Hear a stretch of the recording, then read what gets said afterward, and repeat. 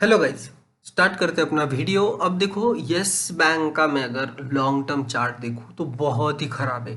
पर short term में ये चार्ट बहुत मतलब इंटरेस्टिंग बात है और इसमें कुछ डेवलपमेंट भी हो रहे हैं। कुछ एक मैं रिपोर्ट पढ़ रहा था, वो रिपोर्ट हम आगे देखेंगे ही, बट पहले चार्ट देख लेते हैं। चार्ट पे क्या बना है। तो ये एक ऊपर की तरफ रेंज बनते जा रही है इसकी। देखो इसको, ये अगर लो से मैं ड्रॉ करता हूँ तो यहाँ आप क्लियर देख सकते हो, ये ऊपर की तरफ एक ट्रेंड लाइन बन रही है। अब ये ट्रेंड लाइन कंटिन्यूसली ऊपर की तरफ अगर जा रही है तो यहाँ हमें इंपॉर्टेंट बात क्या है, तो हमें स्टॉप लॉस मिल गया है। स्टॉप लॉस मिल गया है। अभी यहाँ ये लेवल के नीचे का हमारा स्टॉप लॉस होगा, तो हार्डली 1 या 2 रुपए का स्टॉप लॉस होगा। और ऊपर फर्स्ट टारगेट हम क्या रखेंगे, तो इसमें फर्स्ट टारगेट हम 22 का रखेंगे। ये लाइन वही सिलेक्ट हो गई। फर्स्ट टारगेट 22 का और सेकंड टारगेट 24 का। और उसके बाद सीधा टारगेट क्या निकल के आ रहा है, 77 का। तो 77 तक के टारगेट हमें यस बैंक में देखने मिल सकते हैं। और क्योंकि ये जो न्यूज़ आया है, ये न्यूज़ का भी इम्पैक्ट हमें आगे जाके देखने मिलेगा। तो देखो, एक सडन स्पाइक आ चुका है यस बैंक में। और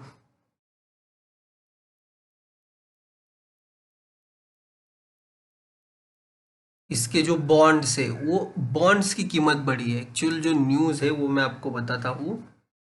यस बैंक का जो इंफ्रास्ट्रक्चर बॉन्ड है, ठीक है, इंफ्रास्ट्रक्चर बॉन्ड की रेटिंग INDA हो गई है। साथ ही इसके साथ बेसिल 3 टायर 2 की बॉन्ड भी IND हो गई। तो ये जब न्यूज़ आई, ये न्यूज़ आने के बाद इसमें मैं अगर आपको डेली चार्ट दिखाता हूँ तो यहाँ देखो एक सडन स्पाइक आ गया, है ना। ये शेयर ट्रेड कर रहा था 16 रुपए पे, ये सीधा हाई लगा है 17 रुपए 55 पैसे का।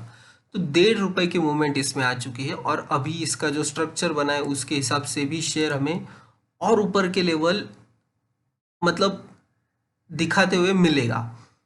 क्योंकि 22 और 24 के बाद जो लेवल निकल रहा है वो सीधा 77 का है। तो यहाँ से कई गुना पैसा आपका हो सकता है यस बैंक के शेयर में। और अगर टिकर टिप की भी देखें तो टिकर टिप के हिसाब से सब एवरेज और रेड फ्लैग इसमें लो है। और प्रमोटर होल्डिंग की अगर मैं बात करूँ तो देखो, यहाँ इंश्योरेंस और अदर्स ही दिखे। FIS 23% है, FIS ने अच्छा खासा स्टेक लेके रखा। हालांकि पब्लिक के पास भी 22% स्टेक है यस बैंक में। तो ऑलमोस्ट 50,000 करोड़ के आसपास मार्केट वैल्यूएशन, बुक वैल्यू 13 की है, उसके आसपास ही मिल रहा है। 64 का पी है। और डेप टू इक्विटी 7.42। तो नॉर्मली अगर ये जो छोटे बैंक है इसमें ये डेप टू इक्विटी रहती ही है मोस्टली, क्योंकि इनका जो बिजनेस है उसके हिसाब से इनको कर्जा लेना ही पड़ता है। तो डेप टू इक्विटी 7% है, हालांकि ज़्यादा ही है। और yes bank has a pan India network of 1192 branches and 150 BCBO and 13,000 plus ATMs in over 300 districts of India।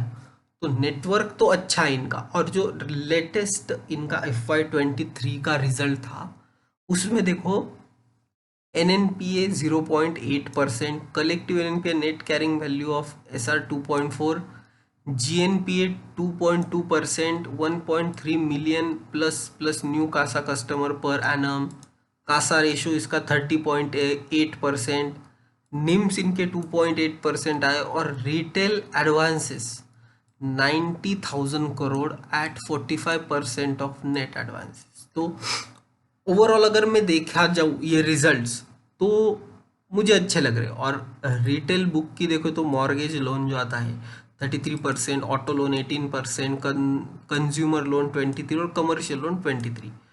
तो अच्छा स्ट्रक्चर। और अगर FY22 की मैं बात करूँ तो बिल परचेज डिस्काउंट 2% था इनका। कैश क्रेडिट और ओवर रिपेबल डिमांड 24% था। और एक बात याद रखो, अगर आप जीरोधा यूज़र हो, जीरोधा का जो आप विड्रॉ करते हो तो वो जो पेमेंट आता है वो यस बैंक थ्रू आता है ना। कभी आपने अगर जीरोधा से विड्रॉ किया होगा तो जब नेट आपको क्रेडिट होता है आपके बैंक अकाउंट में, तो वो यस बैंक वहाँ पे आपको लिख के आएगा। तो ओवरऑल यस बैंक का स्ट्रक्चर है, अच्छा है।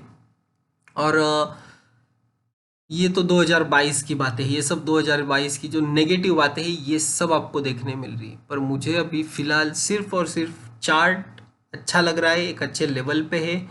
ये अगर 18.50 का लेवल निकाल दे तो सीधा 22, 24 एंड 77, एक बार यहाँ टारगेट लिख लेते हैं हम हमारे रिकॉर्ड के लिए।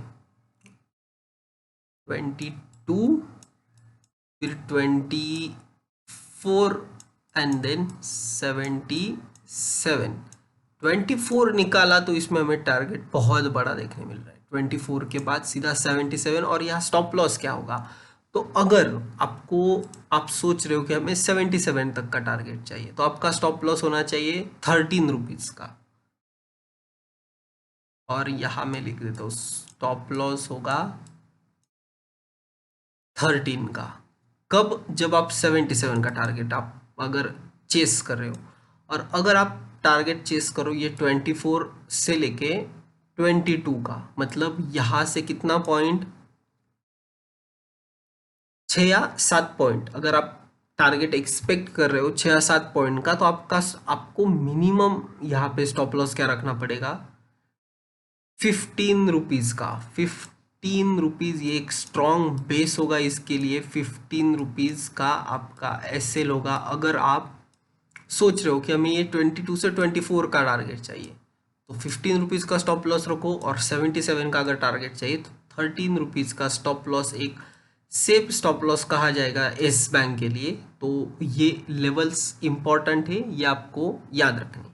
अगर टिकर टेप के हिसाब से देखिए तो यहाँ म्यूचुअल फंड ने हिस्सेदारी बढ़ाई। देखो 0.47 से 0.12 अगर आप आते हो और उसके बाद 0.16 करते हो, तो म्यूचुअल फंड ने थोड़ा सा माल खरीदा है इसमें।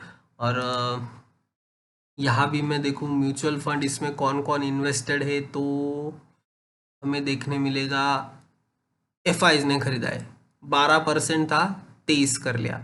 23.10 था तो 23.79 कर लिया। यहाँ डीआईज ने स्टेट बैंक के पास 30% था, उन्होंने 26 कर लिया था दिसंबर 2022 में, एक साल पहले की बात है ये।